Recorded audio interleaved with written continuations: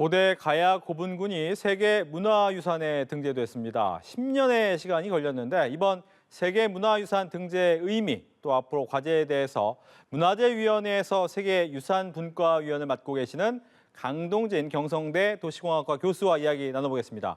안녕하십니까?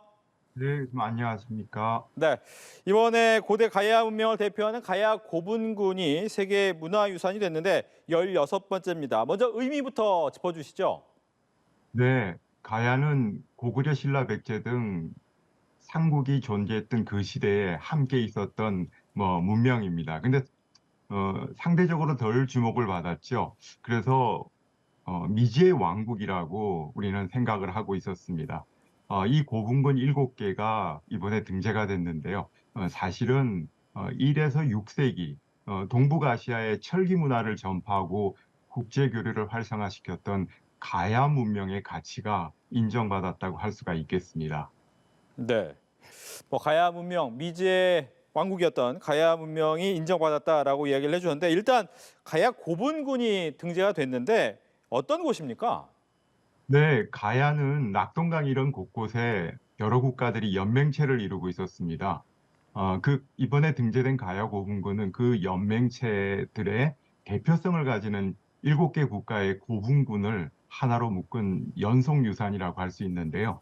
김해 대성동 고분군, 또 함안의 마리산 고분군, 고령의 지산동 고분군, 창녕의 교동과 송현동 고분군, 또 고성의 송악동 고분군, 합천의 옥전 고분군, 그리고 남원의 유곡리와 주랑리 고분군 등 7개로 구성이 되어 있고요.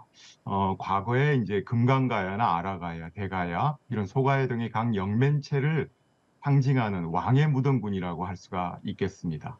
네. 보니까 이제 2013년도에 이미 세계유산 목록에 등재가 되는데 잠정 목록에 10년이나 시간이 걸렸습니다. 이유가 있습니까? 사실 10년은 매우 길게 느껴지지만 세계유산 등재에서는 그렇게 긴 시간은 아닙니다. 그럼에도 이제 10년이 걸린 이유는 유산들이 여러 곳에 흩어져 있다 보니까 생긴 것이 가장 큰 중요한 이유인데요.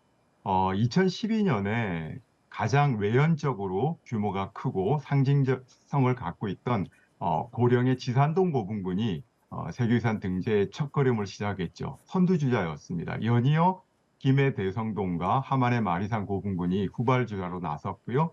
그런데 이처럼 이렇게 한 곳이나 세 곳만으로는 가야 문명을 설명하는 것이 어렵다는 이제 의견이 모아졌습니다. 그래서 7개로 확장을 해서 등재를 추진하는데 이렇게 10년이 소요됐다고 보겠습니다.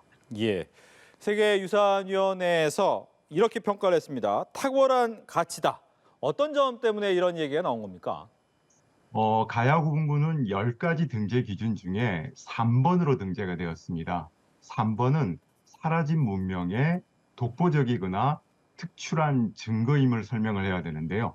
이제 그런 측면에서 가야 구분군의 어떤 입지 구조, 그리고 묘제, 모재의 변화, 그리고 고분의 배치 방식 등의 차원에서 가야 문화의 어떤 성립에서부터 발전, 소멸의 어떤 전체 과정을 설명하고 또 가야의 고유한 정체성을 보여주는 물적 증거임이 이번에 설명이 됐다고 하겠습니다. 결과적으로 가야 고분군을 통해서 동북아시아에서의 국제교류의 어떤 가야의 어떤 역할론, 그리고 문명 자체의 창의적 창의성과 그런 우수성, 그리고 달랐지만 함께했던 가야의 연대 정신, 이런 것들이 통합적으로 3번으로 설명이 되었습니다. 보니까 이제 학교 다닐 때도 고대 역사를 배우면 신라, 고구려, 백제가 가장 많이 나오고 가야는 약간 나오기 때문에 잘 모르는 경우가 많거든요. 어떤 나라로 봐야 됩니까? 역사적인 기록이 삼국에 비해서 매우 상대적으로 적지요. 그리고 조선시대에도 이런 가야사를 좀 복원하려고 하는 노력들이 곳곳에 있었지만 전체적으로 이 사라진 역사라는 인식이 적지 않았습니다. 또 일제강점기 때도 일제가 이러한 점을 이용을 해서 이제 가야의 역사를 자기네 역사로 악용하려는 시도도 있었죠. 음. 가야는 문명의 가치에 비해서 이렇게 알려지지 않고 있었고, 좀 신비감을 가진 그러한 문명의 대상이라고 이해할 수가 있겠습니다. 네. 네. 뭐 7개의 고분군을 통해서 독특한 특성도 보고 여러 가지 유물도 있다고 하던데 이 부분도 좀 더 자세하게 설명을 해주시죠. 네, 지역은 분명히 달랐는데 동시대에 존재하던 이런 가야의 고분군은 일정의 약속된 원칙들을 갖고 있었습니다. 고분군을 만드는 방식에 있어서도 왕궁과 또 성, 그리고 고분이 다른 방식이었지만 유사한 시스템을 가지고 있었고요. 그리고 또 부장 유물에 있어서도 철기, 토기, 또 이런 금 등을 통한 여러 가지 도구와 제품들이 같은 도구와 장치물이지만 각 연맹체마다의 특징이 다르게 드러나고 있고요. 또 그 묘제도 목곽묘에서 석곽묘 그리고 석실묘로 이어지는 흐름이 또 이렇게 매우 특징적으로 나타납니다. 종합해 본다면 공간적으로는 분명히 떨어져 있었는데 함께했던 가야의 그런 연대 정신 이런 가치들이 통합적으로 나타난 거라고 볼 수가 있겠습니다. 네, 떨어져 있지만 함께한 연대 정신이 나타났다라고 설명을 해주셨고요. 그렇다면 이제 세계 문화유산에 등재가 되면 어떤 부분이 좀 달라지는지 보존, 관리 방식 이런 부분에 좀 차이가 생기게 됩니까?